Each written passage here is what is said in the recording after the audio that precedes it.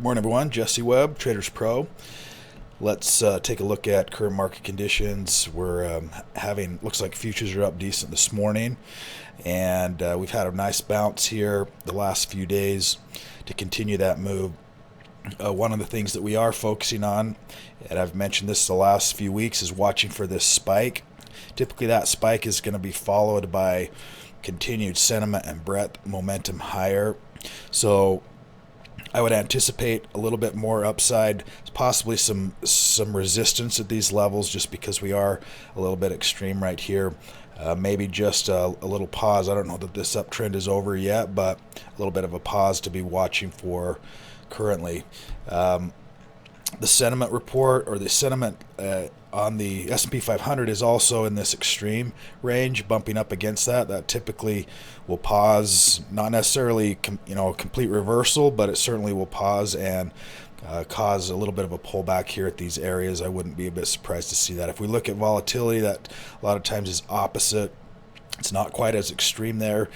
We are seeing across the board, some of these bonds where we're seeing interest rates move back down slightly, or at least stabilize, and bonds are rallying. We'll see if that continues as well. If we take a look at some of the current muscle stocks, a couple of still kind of the same theme. We've got some industrials, some transportation stocks that are moving up nicely.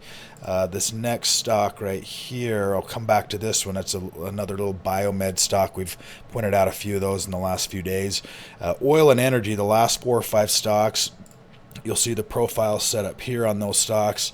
And some of these that are in that new buy list today have got some pretty nice fundamentals as well. Everything green here.